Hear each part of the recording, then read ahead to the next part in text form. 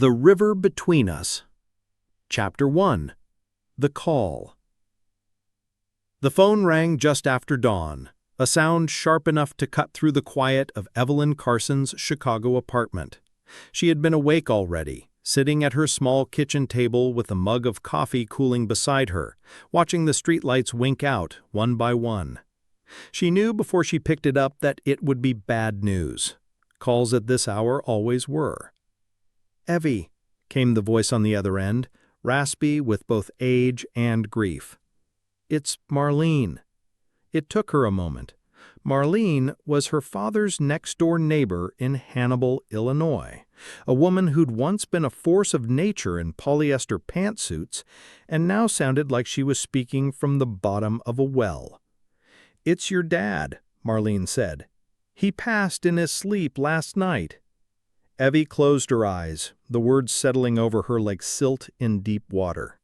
Her father, Frank Carson, was 91. She hadn't seen him in over 30 decades. The rift between them had been so complete that after a certain point, it became easier to pretend he didn't exist than to acknowledge he was still out there, living his life on the banks of the Mississippi while she built hers in the city. "I'm sorry," Marlene added softly, as if she could sense Evie's silence had nothing to do with shock. "There's something else. He left you the house, and there's a box. He said it was for you, to be opened alone." 3 days later, Evie was driving south on Interstate 55, the Chicago skyline shrinking behind her in the rearview mirror. The February landscape was bare and gray, the fields still sleeping under the pale winter sun. She'd packed light, just a small suitcase, a heavy coat, and a shoebox of old photographs she dug from the back of her closet the night she got the call. Most were faded snapshots from the 70s and early 80s, river picnics, 4th of July parades, a few of her with her childhood best friend, Lila Bennett. She hadn't thought of Lila in years, not since the summer of '79, when Lila disappeared. The police had called it a runaway, but Evie had never believed that. Lila had been planning to leave, sure, they both had, but not like that, not without a word, and certainly not without telling Evie.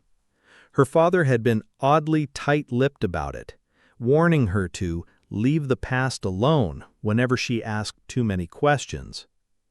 She crested a hill and the Mississippi came into view, wide, slow-moving, brown as old tea. The river had a way of dominating everything here, as if the town itself were just a temporary visitor on its banks. Hannibal hadn't changed much in 35 years. Main Street still had its row of brick storefronts with painted signs, though half of them were empty. The old movie theater was boarded up. Even the diner, where she and Lila had once spent long Saturday mornings over pancakes, was still there, though the sign now read Mary Lou Cafe instead of Benny's. Her father's house stood at the far edge of town, perched on a rise above the river. 2 stories of white clapboard, shutters faded to the color of driftwood, and a wide front porch that sagged slightly in the middle. The kind of house that seemed to have been built to withstand a century of floods and heartbreak. The key Marlene had mailed her turned easily in the lock. Inside, the air was cool and dry, with that faint smell of cedar and old paper that always made her think of her childhood bedroom. Dust motes drifted in the slanted light from the front windows. On the dining room table sat the box. It was made of dark walnut, about the size of a bread loaf, the lid carved with a pattern of interlocking waves. A small brass plaque read, "For Evie, open alone." Her hands hovered over it, but she didn't open it. Not yet. Instead, she wandered through the house, each room a capsule of her father's life after she'd gone. The kitchen was neat, its counters bare, except for a coffee maker and a chipped ceramic mug. The living room still had the old brown recliner he'd claimed as his throne, angled toward the window so he could see the river. Upstairs, her old bedroom was much as she'd left it: pale yellow walls, the twin bed under the window, and a bookshelf still holding a few Nancy Drew mysteries and a cracked snow globe of St. Louis. It was strange standing there, feeling like the intervening 35 years had been both a lifetime and the blink of an eye. When she came back downstairs, she found herself staring at the box again. The wood was warm under her fingertips, as though it had been sitting in sunlight. She lifted the lid. Inside was a stack of letters tied with twine, and on top a faded Polaroid photographed. Her breath caught. It was Lila. Chapter 2. The Photograph.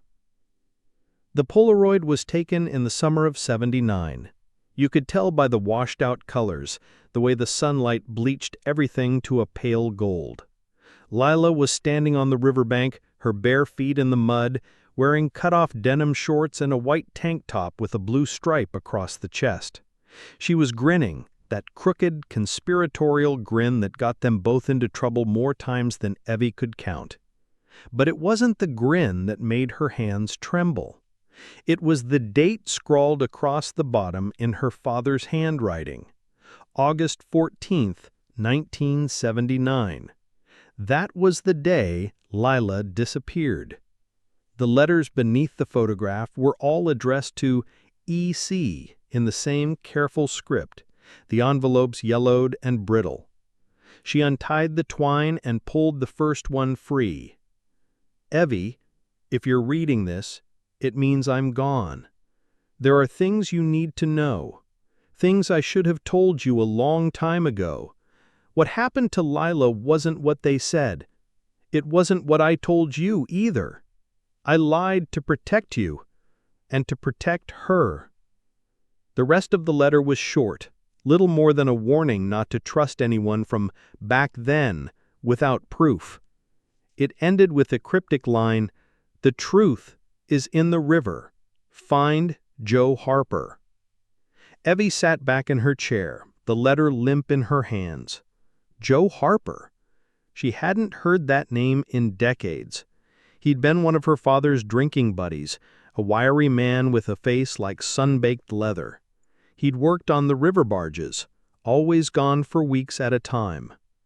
If her father thought Joe was still alive, or that Joe knew something, then maybe this wasn't just a relic of a paranoid old man's guilt. She read through the rest of the letters quickly, but they were mostly fragments, notes about the lock house, warnings about the wrong people asking questions, and repeated references to the night by the levee. By late afternoon, the winter light had begun to fade, turning the river outside to molten bronze. She was still sitting at the dining room table, staring at the photograph, when she heard tires crunching on the gravel driveway. A dusty blue Ford pickup rolled to a stop, and a tall man in a dark coat stepped out. He was in his 60s, maybe older, with a full head of silver hair and a clean-shaven face that looked like carved from stone. He knocked once before opening the screen door. "Evelyn Carson?" he asked, his voice deep with that slow Missouri drawl that she remembered from childhood. "Yes. I'm Joe Harper." They sat in the kitchen, steam curling from their coffee mugs. He cradled his like a man thawing his hands from a long, cold day. "Your dad said you'd come," he said. "Told me you'd have questions." "I do," Evie said. "Starting with Lila." Joe's gaze shifted to the window, where the river slid past in the dusk. "That was a long time ago." "Not to me." He nodded slowly. "Fair enough. What do you want to know?" "Everything."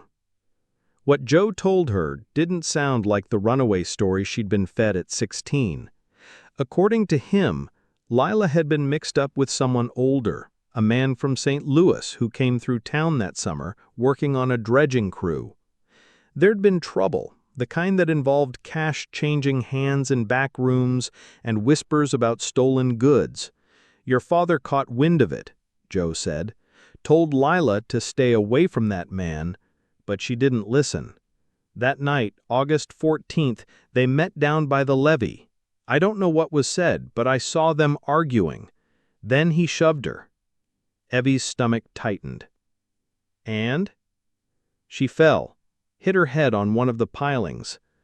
Joe's jaw tightened. "She wasn't moving." Evie's breath came shallow. "So she died?" "That's the thing. She didn't. Your father pulled her out. She was breathing. Barely. But he didn't take her to the hospital. Said it wasn't safe.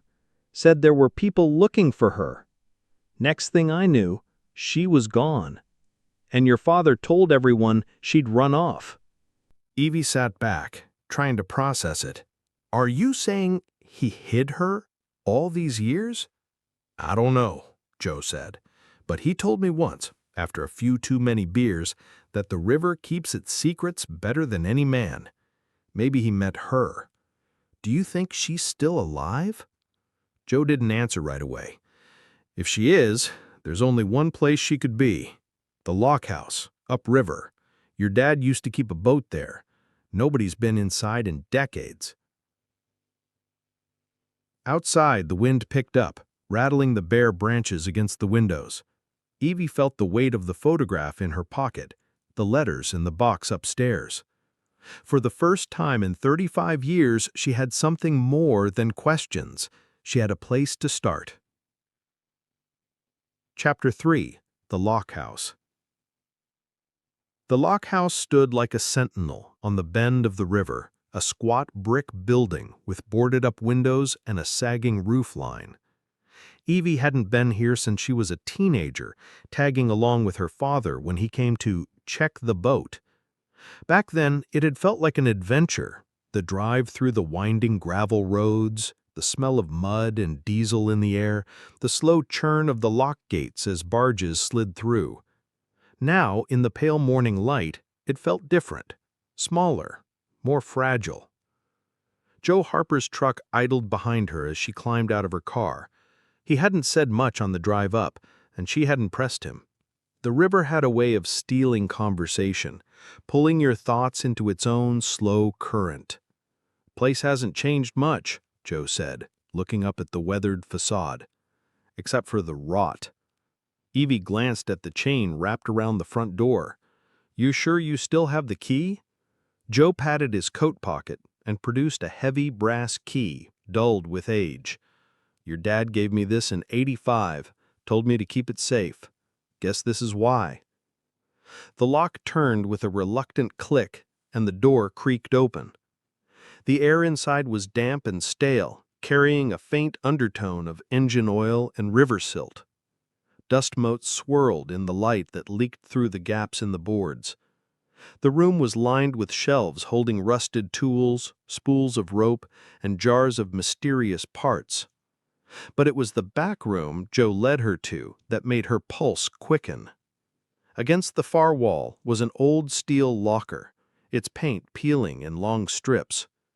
Joe reached for the handle. "This is where your dad said to look if you ever came." The locker door groaned open. Inside was a stack of waterproof crates, the kind used on boats. Joe pried open one and stepped back. Inside were clothes, women's clothes, neatly folded, a sweater, a pair of jeans, and at the very bottom, wrapped in wax paper, a notebook. Evie peeled back the paper. The cover was soft leather, worn smooth. She opened it to the first page and froze. It was Lila's handwriting. August 20th, 1979. "If Dad is right, no one will find me here, but I hate the river. I hate the sound of it at night. I dream about the water closing over me.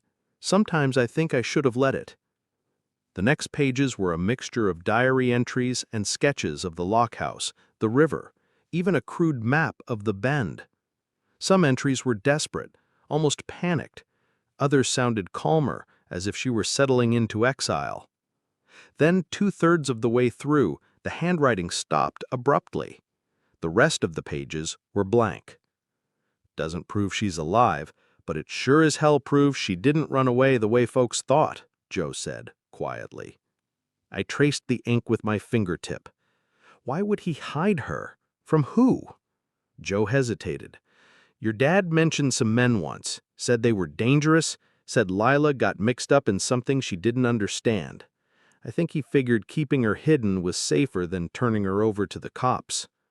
But where is she now? Evie asked. Joe didn't answer. Instead, he nodded toward the wall. You hear that? Evie tilted her head. There it was. Faint, but unmistakable. A rhythmic tapping, like knuckles on wood. They followed the sound to the far corner where a section of the wall looked newer than the rest. The boards were lighter, the nails cleaner. Joe ran his hand over the surface, then gave it a shove. The panel swung inward to reveal a narrow stairwell descending into darkness. The tapping stopped. Evie felt her chest tighten. We're going down there? Joe's expression was unreadable. You came this far, didn't you? The stairs were steep, the air cooler and damp. At the bottom was a small concrete room with a cot, a table, and a single bare bulb hanging from the ceiling. And in the far corner, sitting in a wooden chair, was a woman. Her hair was streaked with gray, her face lined, but her eyes, sharp, wary, were the same as the girl in the photograph. Evie, she said, her voice trembling. Evie felt her knees weaken. Lila! They stared at each other for a long moment, the years collapsing between them. Then Lila stood, her movements slow, as if she weren't used to standing for long. I didn't think I'd ever see you again, she said. What is this? Why are you here? Lila's gaze flicked to Joe, then back to Evie. Because your father told me to stay, and because leaving would have gotten us both killed. Evie listened as Lila told the story, the man from St. Louis, the fight by the levee, the head injury. But there was more, the stolen shipment, the threats, and the men who came looking for her afterwards. They weren't just after me, Lila said. They wanted anyone connected to me gone. Your dad made a deal, my silence and my disappearance in exchange for their word they'd leave you alone. I've been here ever since. Evie swallowed hard. 45 years? Sometimes I thought about leaving, Lila said softly, but then I remembered what they promised, and I couldn't risk you. The truth hit Evie like a weight. Her father had sacrificed everything, his reputation, his relationship with his daughter, maybe even his own peace of mind, to keep Lila hidden. She wanted to be angry. She wanted to tell Lila it had been a waste, that they could have fought back together. But looking into Lila's eyes, all she felt was grief for the years lost. Come with me, Evie said finally. We'll figure it out. They're probably dead by now, or too old to care. Lila looked at Joe. Joe gave a small nod. By the time they emerged from the lockhouse, the river was silver under the winter sky. The world beyond the water waited, dangerous or not, and for the first time in decades, Lila stepped toward it. Evie fell into step beside her, the photograph heavy in her pocket, the sound of the river at their backs. Chapter 4. The Bridge Back. The drive back from the lockhouse felt surreal. Leela sat in the passenger seat of Evie's car, her hands folded neatly in her lap, eyes fixed on the road ahead. She had refused to ride with Joe, saying she needed a moment with her sister. Evie glanced at her. Even after all this time, Leela carried herself with the same careful composure she'd had as a teenager, the same way she used to when their parents fought in the kitchen. You hungry? Evie asked. Leela hesitated, then smiled faintly. Starving. They stopped at a diner off Route 18, one of those small town places with peeling red vinyl booths and a chalkboard menu that hadn't changed in 20 years. The waitress, a woman in her 50s with a name tag that read Kathy, looked at Leela for a moment longer than necessary, but didn't say anything. When the food came, a cheeseburger for Evie, a turkey sandwich for Leela, they ate in silence at first. The clink of forks, the hiss of the griddle, the murmur of the other customers created a bubble around them. Finally, Evie said, "Do you remember the last time we saw each other before you disappeared?" Leela set down her sandwich. "Yeah. Dad was shouting at you to go inside. You didn't listen. You were halfway down the driveway before he caught you by the arm. I thought you'd run off to spite him." Leela shook her head. "I didn't have that kind of courage back then. I just followed him because I didn't know what else to do." They talked for over an hour. Leela's stories painted a picture Evie hadn't imagined. The early days in the lockhouse when she thought she'd only be there for a week or two. The winter storms when the river froze over. The summer nights when barges drifted past like ghosts. She wasn't prison, but it wasn't living either. Evie asked about the men who had threatened her. Her answers were vague, but the name Rothwell came up more than once. Evie made a mental note. She wanted to know who he was and if he was still alive. When they left the diner, the sun was dipping low. Evie drove Leela to her own house on the edge of town. It wasn't much, a one-story ranch with a patchy lawn, but it felt like the right place to start fresh. As they walked up the driveway, Evie noticed Leela pause, glancing at the street corner. A black sedan was parked there, engine idling. "You expecting someone?" Evie asked. Leela's face paled. "That's not good." The sedan pulled away slowly, turning at the next block. Evie's stomach tightened. Inside, Evie made tea, while Leela sat at the kitchen table. "You think it's them?" Evie asked. "I think some debts never really go away," Leela said quietly. Evie pulled out her phone. "I can call the sheriff or Joe." "No," Leela's tone was firm. "If they know where I am, the last thing we want is to make noise. They might just be watching, seeing if I lead them to anyone." "That's insane," Evie snapped. "You've been gone 45 years. Whatever they wanted, it's over." "Not if Rothwell's still breathing," Leela said. That night, Evie lay awake, the sound of passing cars making her tense. She kept replaying the look on Leela's face at the diner, the way her eyes kept flicking toward the door. If Rothwell, whoever he was, still had reach, they weren't safe. And if her father had gone to such lengths to hide Leela, maybe this was the storm he had been shielding them from all along. Chapter 5. The Past Steps Out of the Dark.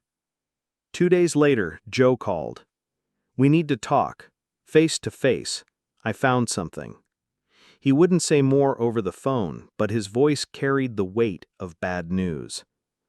They met at his boat repair shop on the riverfront. Joe led them into his cluttered office, where an old manila folder sat on the desk.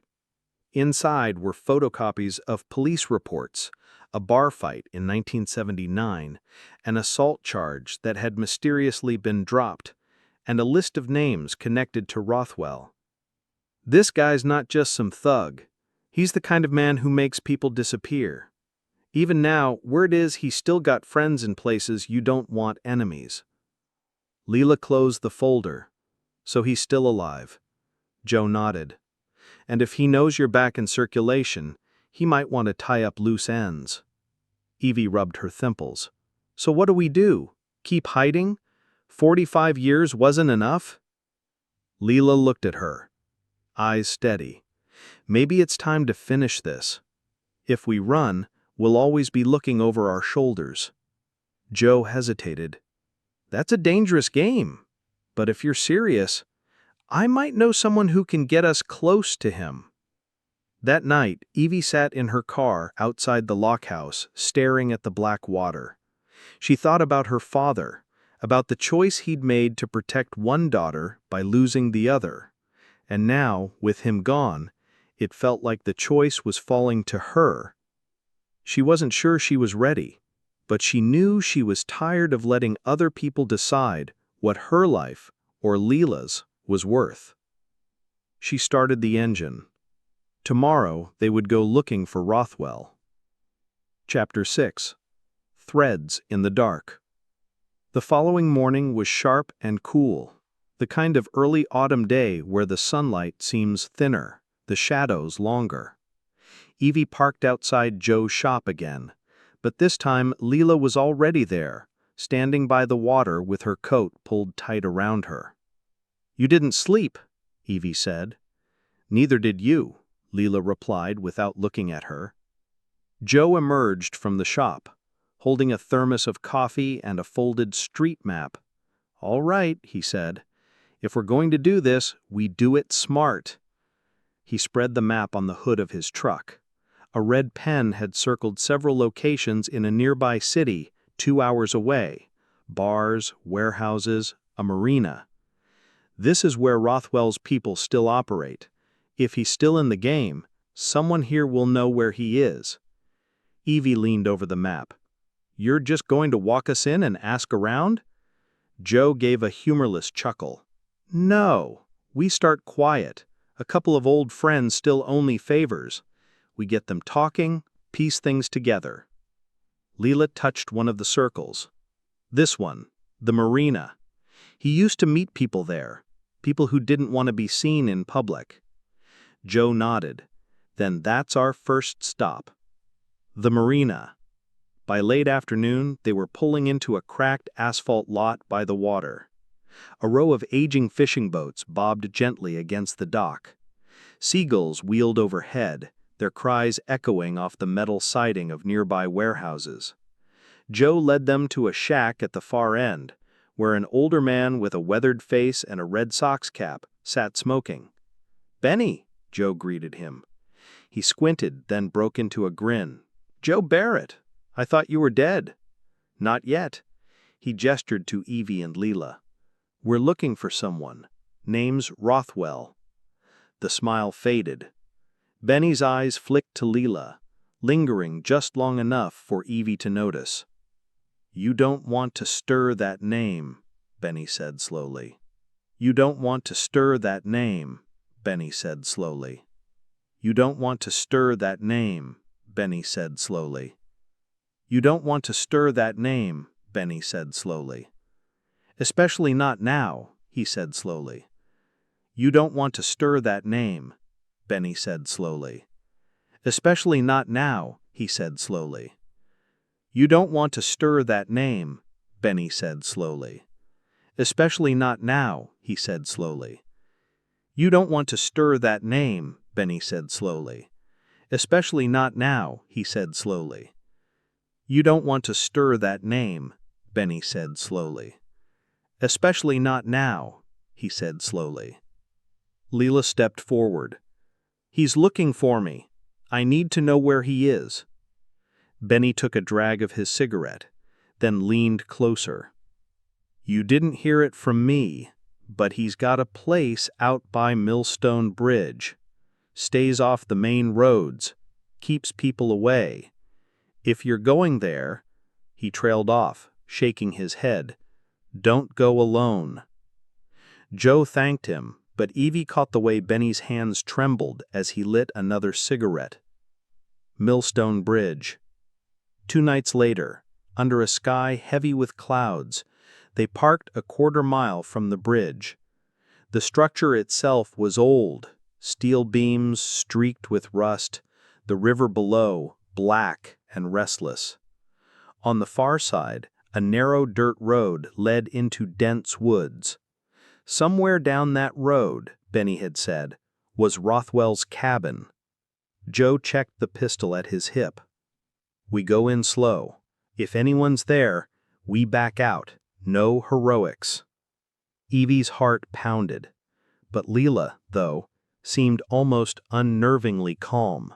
They moved quietly, their footsteps muffled by the damp earth. The cabin appeared suddenly through the trees, a squat, 2-story building with a single light glowing in the front window. Joe signaled for them to stop. From the side of the house, voices carried, low, male, and tense. One of them said, "She's back, and this time, we finish it." Evie's breath caught. Lila's eyes met hers, and in that silent moment Evie knew there was no turning back. Chapter 7. The Reckoning. Joe led them to the rear of the cabin, where a porch sagged under years of neglect. Through the dirty glass of a back door, they could see two men inside, one tall and broad, the other thin and wiry.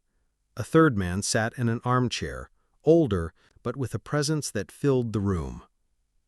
Rothwell. Even in the dim light, his face was unmistakable, the sharp cheekbones, the cold eyes. He was reading a file.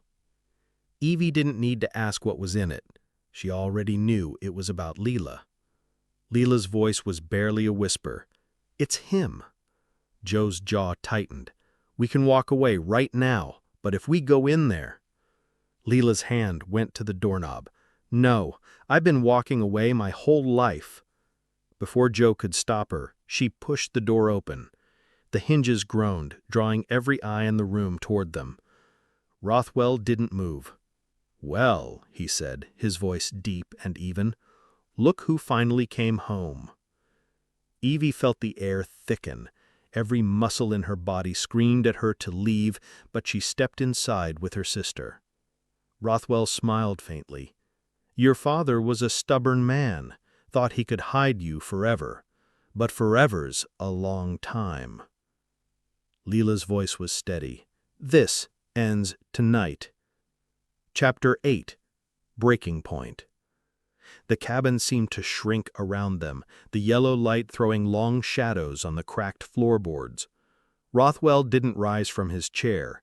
He simply leaned back, steepling his fingers, as though the three uninvited guests were an inconvenience rather than a threat. "You've grown," he said to Lila, and louder, "Your father must be spinning in his grave." Joe stepped forward. "You're done talking to her." Rothwell's gaze flicked to him. "Bear it. I heard you crawled back here after the city spit you out. I'm surprised you've still got a spine." The two men by the door moved subtly, blocking the exit. Evie's pulse thudded in her ears. She scanned the room. 2 doors, 1 hallway, maybe a kitchen beyond. No easy way out. Lila's voice was sharp, cutting through the tension. "I know what you did to him." Rothwell's smirk faded, just slightly. "Your father made his choices." "He made them because of you," she snapped.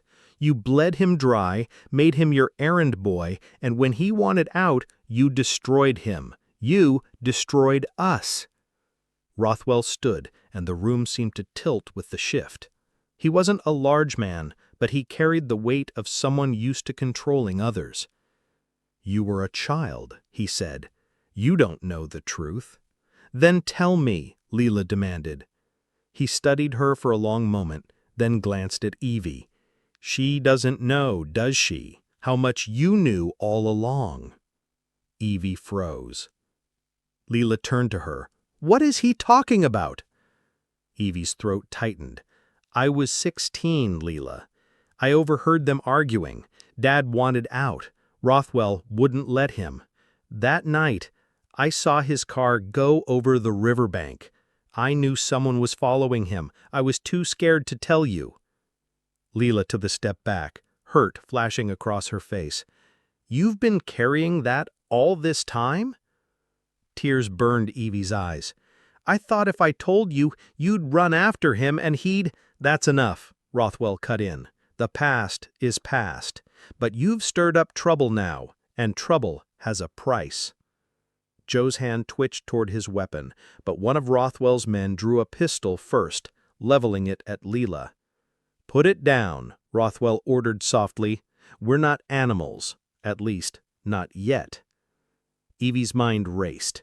If they waited, if they hesitated, they'd lose any chance. She caught Joe's eye and nodded, the smallest of signals.